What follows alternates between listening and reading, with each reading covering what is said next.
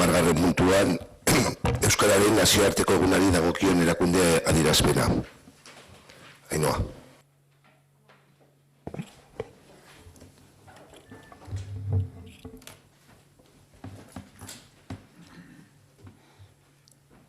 Abenduaren 3 pozik bizitzeko eguna dugu Euskaldunok.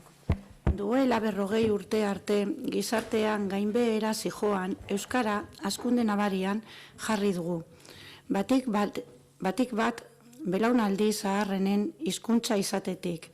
Belaunaldi arteko hizkuntza eta batez ere gazteen hizkuntza izatera pasatu da. Ingurune jakin batzuetara mugatuta egotetik sekula bereak izan ez dituen. Esparru sozialetan ere nor izatera. Europako hizkuntza zaharrena izatetik hizkuntza modernoa eta gaur egungo gizarteera egokitua izatera. Euskara bizitzen ari den zabalkundea gizarte osoaren nahi eta aleginari esker gertatu da.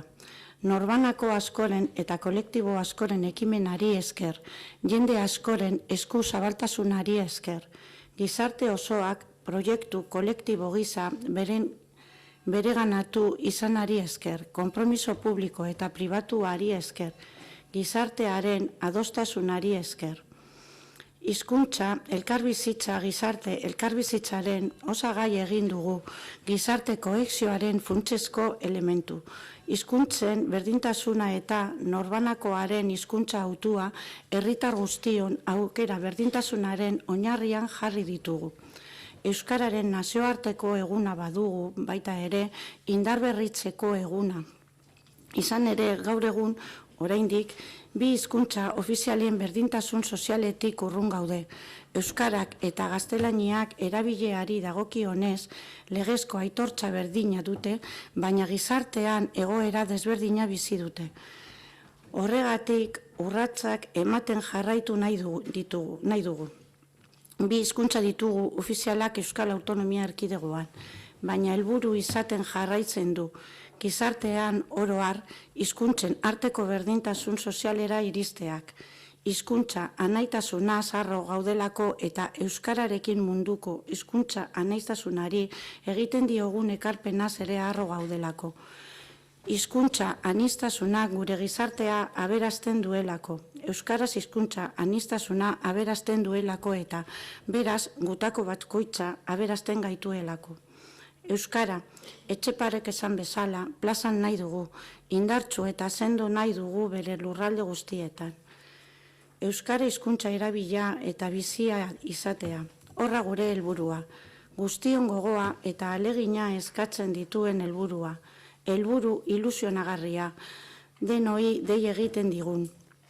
Helburua, norbanakoei eta kolektiboei, herriagintei, alderdi politikoei, langileen sindikatuei, enpresari elkarteei, kirol, aisialdi, naiz kultura arloko elkarteei, gizartearen arlo desberdinetako erakundei eta abarri. Gustuko dugun helburua da, gustura hartzen dugun konpromisoa. Horregatik, herriaginteok eta askotariko gizarte eragileok elkar hartuta ospatu nahi izan dugu aurten Euskararen eguna. Euskara eta hizkuntza elkar bizitza sendotzeko konpromiso bat hartu nahi izan dugu, nor bere neurrikoa, nor bere ahalaren araberakoa. Horretarako gure buruari galdera bat zuzendu diogo, zer egin dezaket, nik Euskararen alde. Adierazpen honen sinatzaileok galdera horri erantzun propioa eman nahi diogu. Gure esparruan euskera modu edo neurri batean zein bestean indartzeko erantzun bat. Era berean, herritar guztiak eta gizarte eragile guztiak gonbidatu nahi ditugu. Galdera hori bera egitera, eta nor bere neurriko erantzuna hausnartzera guztion ekarpenak baitira baliagarri eta onuragarri euskararen biziberritzerako eta guztion arteko elkarbizitza sendotzeko. Ospa dezagun bada pozik eta harro euskararen nazioarteko eguna eta bizi dezagun aurrera begira euskara gure artean eta egunerokoan hizkuntza bizia eginez. Zer egin dezaket? Nik euskararen alde. Galdeari erantzunez eta galdera beraz euskal gizarte osoan zabalduz. Eskerrik asko, Ainhoa. Israel. Asier.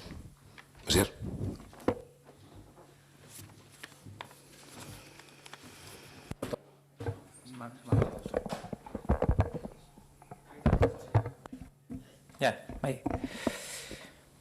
Bueno, pues honen alde jakina nola ez, eta beti egin dugu moduan alde egingo du, baina kasu honetan penaz egingo dugu eta adieraziko dugu zergatik.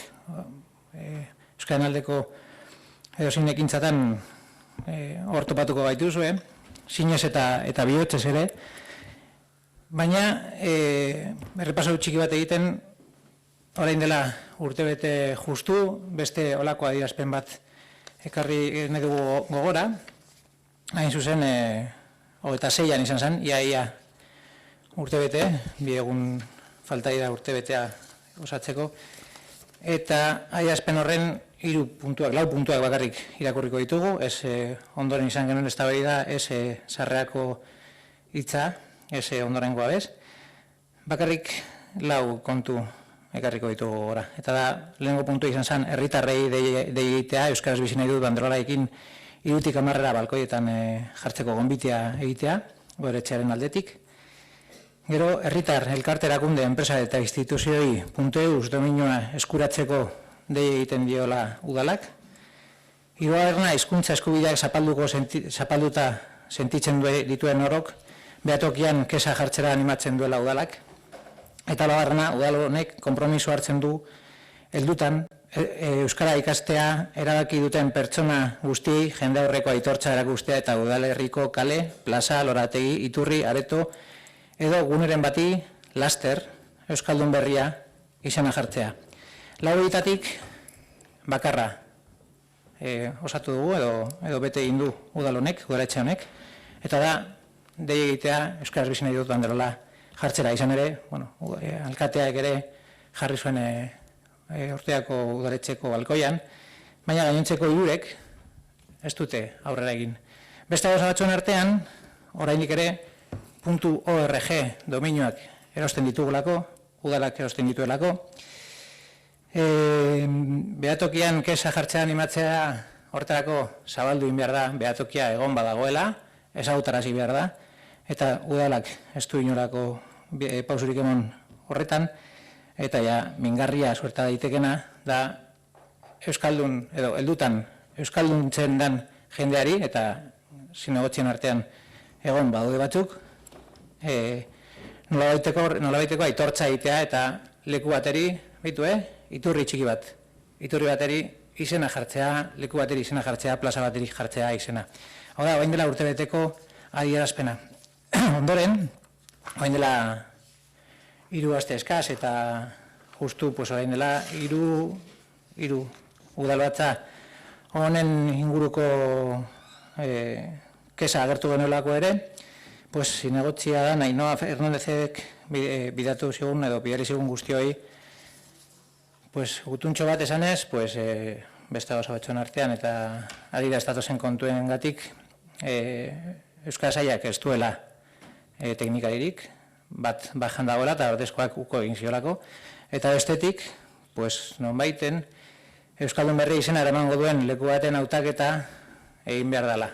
Hori egin da, bi proposamen bazeuden mahai gainean, eta horrek bai Euskara Batzordeak egin zituen, eta antza denez, saileko azken proposamena, iagako pista berdea izango litzateke.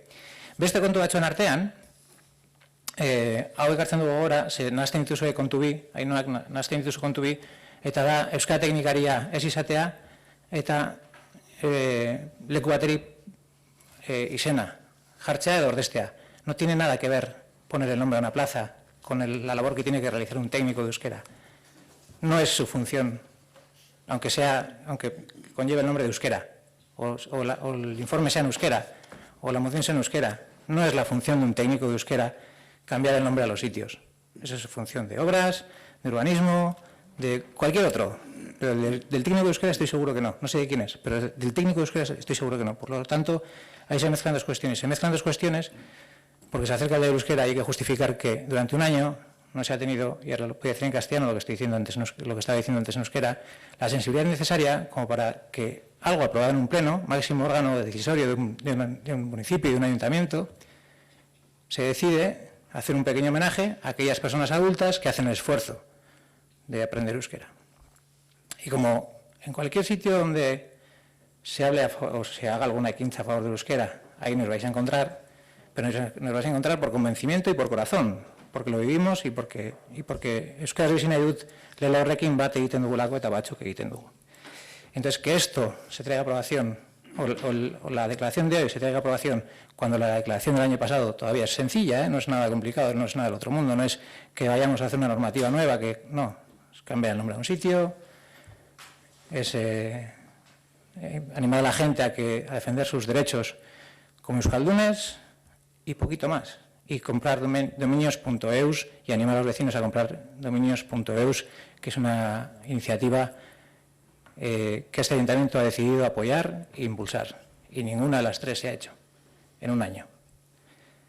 Por lo tanto, volvemos a decir, no nos gusta mezclar cuestiones, pero nos parece sangrante que se traiga a aprobación otra vez, y nos parece bien que se traiga a aprobación, pero si se trae a aprobación, si se cree en ello y si se va a llevar adelante, y si no, que no se traiga. Y en este caso nosotros, como en las demás cuestiones, honen alde egingo dugu eta alde bozkatuko dugu, zinez honetan sinisten dugulako.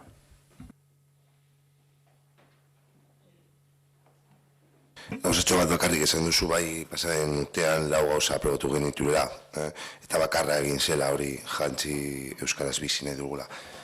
Esan duzu bai dominio.eus erostea eta esatea gure biztanleriari erosteak, esan behar diegu, eta ez dugu egin. Esan duzu ORG dominioa erosi dugula udaletxetik.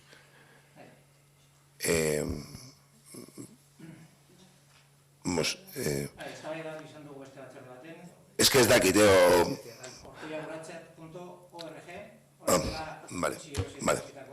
barkatu denekien, pentsatu nuen hori udaleko dominioak zirela, bai da udalekoa, baina enpresa baten arlotik egin dugu. Barkamenak ez nekien horrezegatik, ez nekila. Eta esan genuen batzordean, eta esan genuen ordezkatzeko, eta zuzentzeko, eta ez da egin.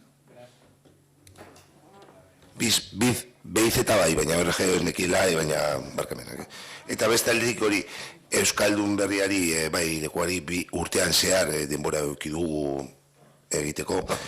Bai, izan da Euskara arloan urte arraroa, baina hori ez da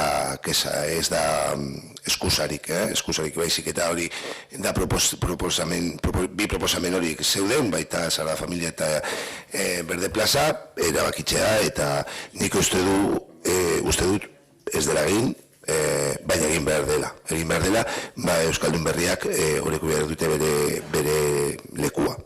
Orduan, nik uste dut bi proposamen horietan, bi hilabete barru edo ez dakit noiz eraman aldugu aurrera, erabaki zein den, eta jende hori egin omenaldia. Eta beste aldetik hori esatea biztanleriari, esatea hori dominio.eus erosteko, bidaliko diogu gutunen bat, hori, kanpainaren bat, haiek ere erosteko, jakiteko nola egin alduten, eta hori. Bai, esan. Markatu, gai honek, beste gai askotan bezala, piztu egiten gara, baina, ez da zuk uste duzula egin behar dela, ez? Es que es decisión del Pleno, y solamente el Pleno puede revocar si se debe hacer o no se debe hacer. La cuestión es que hay que hacerlo porque el Pleno lo ordena, no porque lo ordene nadie más. El Pleno ordena, decide que hay que tomar esa decisión. O sea, que hay que tomar decisión, que hay que hacer una acción concreta, en este caso, cambiar o poner un nombre a un sitio, a una zona o lo que sea, y es decisión del Pleno, pero es que se tarde un año, no es la única decisión del Pleno que se tarda más de un año, luego hablaremos de otras cuestiones, pero que se tarde un año, es igual que el punto anterior, demuestra una falta de sensibilidad sobre ciertos temas, y este es uno de los que hay que poner mayor sensibilidad, porque entre otras cuestiones, para un colectivo de personas puede ser más hiriente que otros temas. Y creyendo en la buena voluntad del concejal, y hay otros concejales y concejalas que están aprendiendo euskera y que chapó, pero hay que hacer ese reconocimiento a todos y en eso se quedó. Desde luego, igual no hemos pensado correctamente. Cuando he dicho usted dudala, bilabeten tan egon litzateke, que en 2 meses pensemos que puede estar, si se puede reunir, hay esas 2 propuestas y se puede decidir. Pero desde luego que hay que hacerlo, desde luego, y no se excusa en el plazo, ni nada, no se ha hecho durante el año, por lo que haya sido, no se ha hecho, pero hay que hacerlo. Están esas 2 propuestas, parece que hay una propuesta, o bueno, pues se tendrá que decir lo que nos traslade la concejala, que se decide en el grupo correspondiente, o si está decidido, y realizar luego la campaña de recomendación a la gente, vecinos y vecinas, que compren .eus y demás, pues lo tenemos en cuenta, y el ayuntamiento adquirirá su dominio .eus. Mañana mismo hablaremos con Amparo, pues para ver los trámites que se pueden seguir. Y el tema del ORG no debería sensibilizado, porque tenemos punto vice en el ayuntamiento por hora. Sí, José, Margato. Vale, hasierrek egin dau ja hausnarketa, beraz ez naz luzatuko. Badakigu oso lanpetuta gaudela, udalan, baina urte bat pasata gero, deserosoa egiten zaigu honako manifestua entzutea. Pasaren urteko konpromisoak bete barik dauden bitartean. Gero bestaldetik, 41 proposamen bidali genizki zuen, Euskararen nazioarteko eguna ospatzeko, eta ez duzue bat ere sartu. Proposamen errazak ziren, egin zitekenak, eta bakarrik asmatu duzue, idatzitako manifestua bat irakurtzea. Eta hori da, emoten diozun garrantzia Euskara nazioarteko egunari. Dena den alde egingo dugu, besterik ez. Bueno, ya ha hecho la reflexión Asier, compartimos todo lo que ha dicho. Ya apuntábamos que en la carta que antes ha mostrado Asier, que nos envió Ainhoa, nosotros hicimos, bueno, por redondear, unas 40 propuestas que eran factibles o posibles, unas con dinero, otras eran más sencillas, no hacía falta un gasto. Y se ha determinado hacer una de ellas, la lectura exclusiva de un manifiesto que viene escrito por Eudel, o sea, que da la sensación de que hemos ido a lo más fácil. Y sin más. Eskerrik asko, Ainhoa, César. Que habíais enviado de cara a la celebración del día 3. ¿Me estás hablando de eso? Sí, pues de ese texto, que de hecho lo tengo aquí, estamos trabajando algunas cosas para hacer el día 3, O sea, hemos tenido en cuenta, de esto lo hemos valorado y estamos en ello, en la medida de lo que vamos.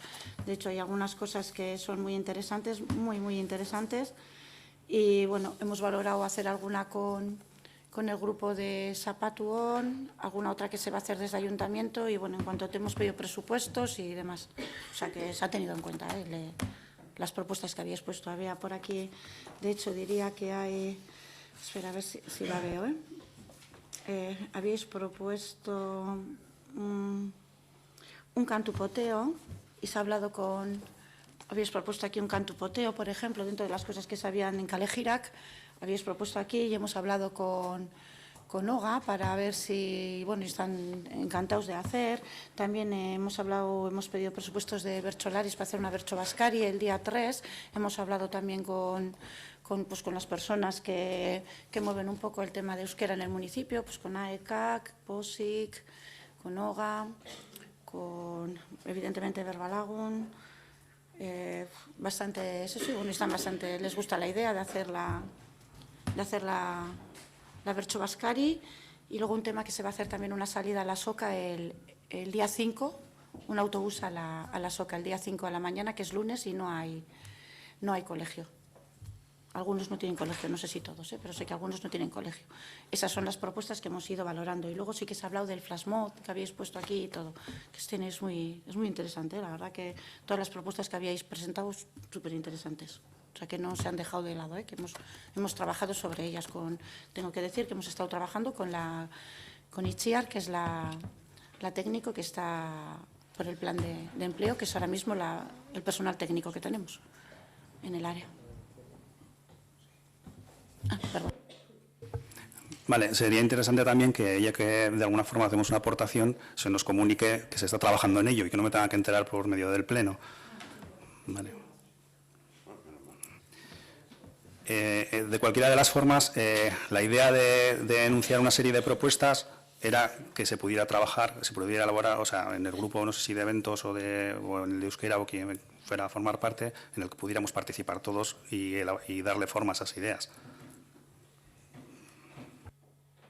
Sí, la verdad que hemos tirado hacia adelante con ello porque contábamos con muy poco tiempo. Como contábamos con poco tiempo, hemos estado hasta arriba y hemos contado con muy poquito tiempo y, bueno, las hemos cogido, hemos ido ya, de hecho, se ha estado pidiendo presupuestos, vamos en esta semana y hablando con las personas en esta semana, un poquito por teléfono, tocando a diferentes grupos y en la medida de lo que podemos.